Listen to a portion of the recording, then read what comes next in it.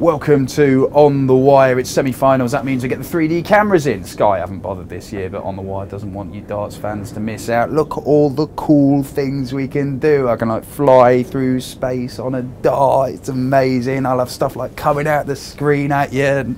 What are you doing? Messing around again. Look, let's get this show started, will you? God, dear, oh dear, like a bunch of kids.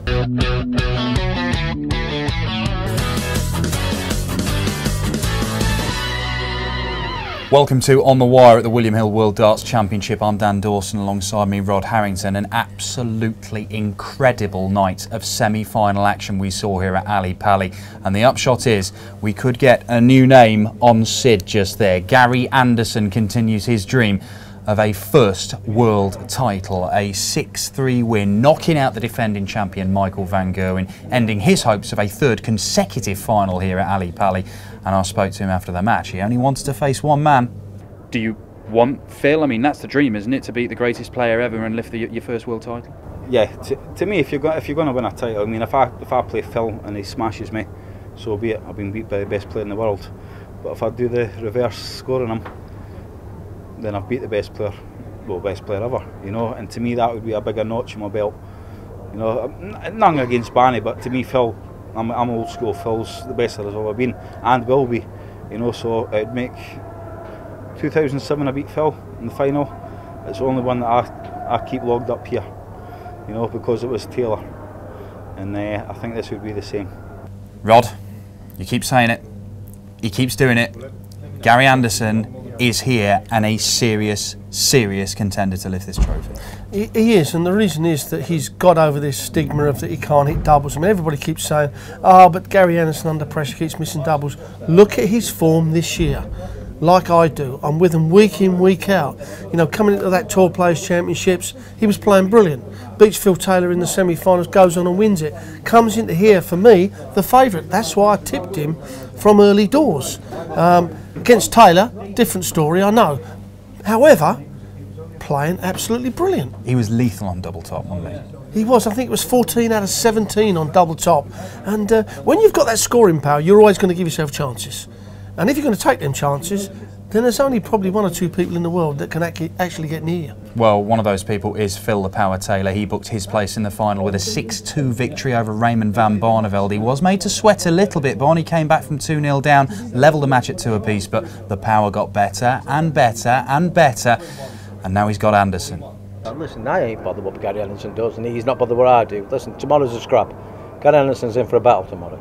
If he's going to beat me, he's going to have to battle, trust me. And he has got a fight on his hands, and so have I with him, so let's get ready for tomorrow. Well, Phil says Gary's in for a battle. The way he played, particularly in those last 4 sets of that match, it looks like Gary has got his work cut out for him. Yeah, Gary knows he's in for a battle, there's no question about that. I mean, Phil Taylor, you know, you haven't won 16 World Championships, you know, and keep winning major tournaments, and you're not a mug on the dartboard. But Phil today, when it went 2 sets all with Raymond, he just started to step it up a bit. He didn't make many mistakes. Let's look at the game. You know, we talk about Gary Anderson's prolific scoring power, but Phil Taylor has got that scoring power as well. Phil Taylor sets the shot up brilliant, which is what Gary Anderson's doing at the moment. They take out doubles both at the moment. You know, so it's going to be an even game, and I ain't got a clue who's going to win. I mean, they've both averaged 102 there. Gary's done it and he's looked spectacular. Phil's done it and he kind of looked a bit average. Is that just because we judge him by different standards, or is it because Gary throws quicker and he's playing against Michael as well, so it just looks a bit better than what Phil threw? You're exactly right. I mean, Phil Taylor has done it so many times that 100 average, 102 average is an average game for Phil. And because he's more precise with the way he throws, people don't get into the game like they did with Gary Anderson and Michael van Gerwen. But Anderson firing at 102, you know, the thing is with Anderson, he'll go 180s all over the place and then have a couple, 2 or 3 dull legs and lose a set. Phil Taylor doesn't do that. His heartbeat of form is across there, or just a little bit like, but Anderson's is still like this. That's why when he's on fire, he wins great legs. But when he isn't, then the other player wins great legs, so it looks a total brilliant game across the mark. But Phil Taylor, his consistency is going to take some beating. Well, we'll come back to that final. We're just going to do a bit of this. It's the walk-on girls and the dancing girls. They've been taking each other on sporadically over the course of this William Hill World Championship. We haven't really established a winner, and short of having a fight in the car park, this is the best we could come up with. Touch it, bring it, pay it, watch it, turn it, leave it, stop, format it. Right, so if you've been watching On The Wire over the last 2 weeks here at the William Hill World Dance Championship, you'll know that the walk-on girls and the dancing girls are in a draw. So we need to decide a winner, and there's only one way to do it at the William Hill World Darts Championship. We need a darts off. So we've chose a professional to join each team, and we've also chose the best referee in the world, Russ Bray, to add up the numbers. So this is the picture. Each girl gets 3 darts, and of course the pro gets 3. One with the most points wins. It's a darts off. Here we go. No score. 4 and 4 is 8. 13. 10 is 23. And 18 is 41. Our super pro Rod Harrington. I remember when he could play darts. Former world number 1, wasn't it, Rod? 49 is what we're on. 50 now. 57.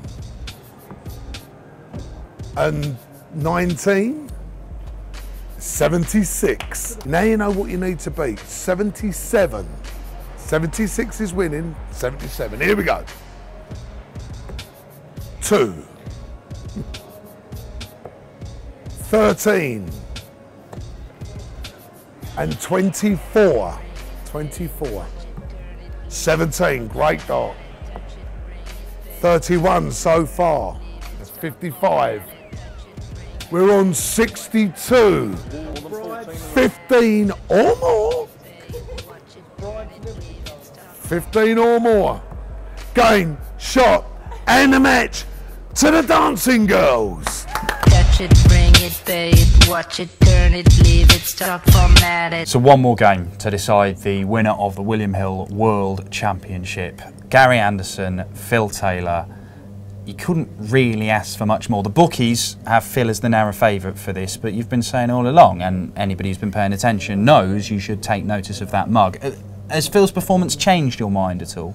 It has a little bit. You know, his consistency worries me against Gary's game. I'm still going to go with Gary because I've said it from the start, from 2 months ago. But Phil is going to take some beating tomorrow. You know, he's right up for it. His consistency is there. If Gary can carry on hitting the doubles, then it could be Anderson's tournament. But it is really that close to call.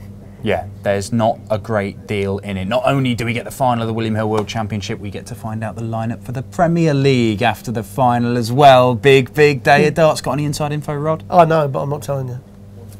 Have to tune in tomorrow.